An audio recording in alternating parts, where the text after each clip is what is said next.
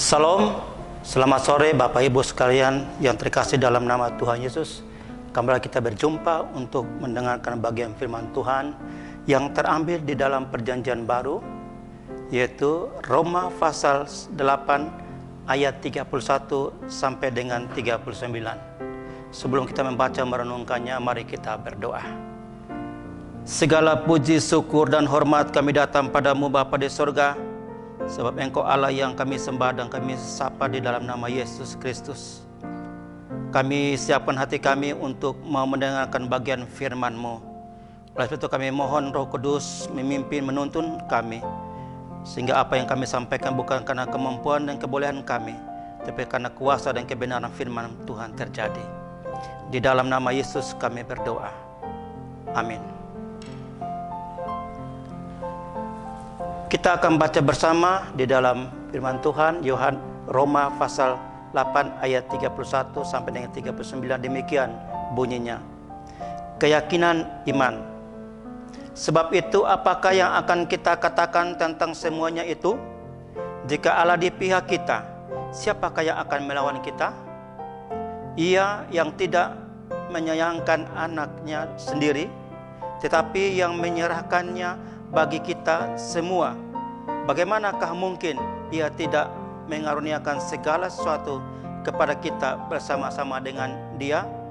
Siapakah yang akan menggugat orang-orang pilihan Allah?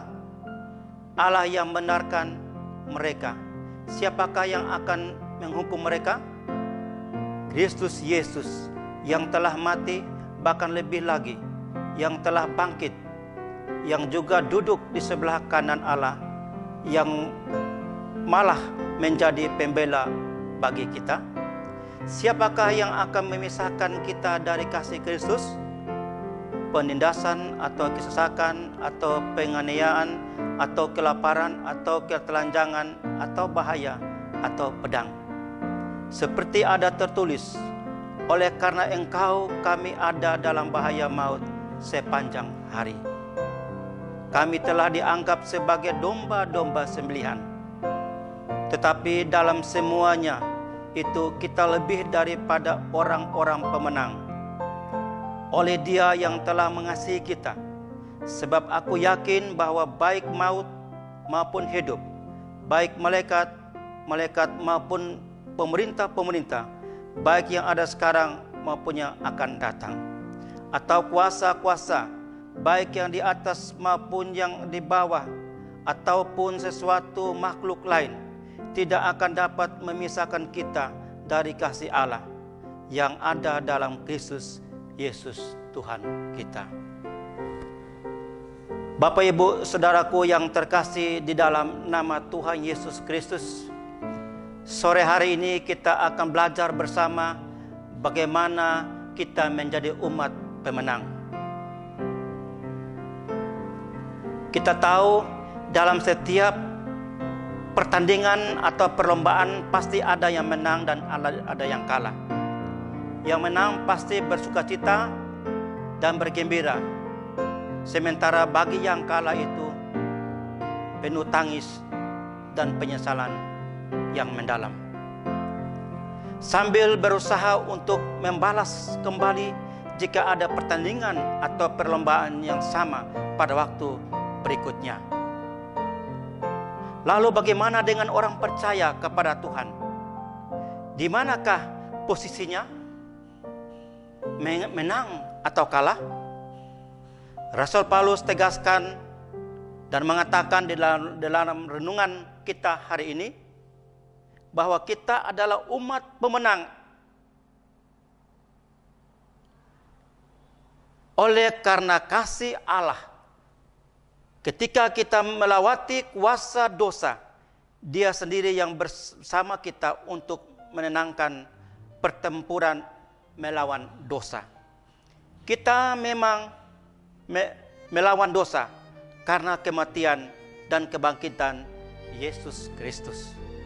Ketika ada orang yang menggugat keberadaan kita sebagai anak-anak Allah, maka dia tampil sebagai pembela yang agung bagi kita. Ketika kita berjuang melawan berbagai penderitaan, penyakit, atau kondisi yang sekarang kita hadapin ini, pencobaan, penganiayaan. Dia tampil sebagai orang yang mengasihi dan mendampingi dengan tulus sampai kita melewati masa-masa sulit tersebut. Dan Allah adalah pemberi hidup kepada anak-anaknya, bahwa mereka tidak mungkin bisa jadi pecundang di dunia ini, dan tidak ada yang bisa memisahkan setiap anak-anak Allah dari kasih dan kuasa Allah. Mereka adalah perang, mereka adalah pemenang kita, dan Allah pemenang juga bagi kita. Karena beriman pada Yesus Kristus, tentu kita menghadapi tantangan, tapi tidak khawatir, kita akan tetap menjadi orang pemenang. Menjadi pemenang di dunia ini berbeda dengan menjadi pemenang di dalam Tuhan. Setiap juara di setiap pertandingan adalah perlombaan di dunia ini. Batasnya mungkin besok atau muncul juara baru lagi. Dan kita menjadi pihak yang boleh, dan tidak selamanya kita menjadi juara. Tetapi di dalam Tuhan kita akan menjadi pemenang untuk selama-lamanya. Dan tidak ada seorang pun yang dapat merebut piala kehidupan yang kita peroleh dari Tuhan. Baik manusia yang hidup, manusia yang mati, termasuk pemerintah atau penguasa-penguasa dunia, bahkan malaikat pun tidak bisa mendapat apa-apa. Karena Tuhan selalu bersama-sama dengan kita. Oleh karena itu, marilah kita menjaga dengan baik piala kehidupan yang diperoleh oleh Tuhan kita kepada kita selama-lamanya. Oleh sebab itu Rasul mengingatkan kepada kita, kita perlu beriman kan kepada Tuhan, bersatu untuk melawan setiap musuh dan tantangan dalam hidup kita. Dan kita harus tetap beriman kepada Yesus, karena Dia adalah pemenang, jawaban pemenang bagi kita. Amin. Mari kita berdoa. Bapa di sorga, terima kasih Tuhan. Kami sudah membaca dan merenungkan bagian firman-Mu, bagaimana Engkau dapat menyatakan diri-Mu lewat anak-Mu Yesus Kristus yang mati dan bangkit kembali untuk menjadi pemenang.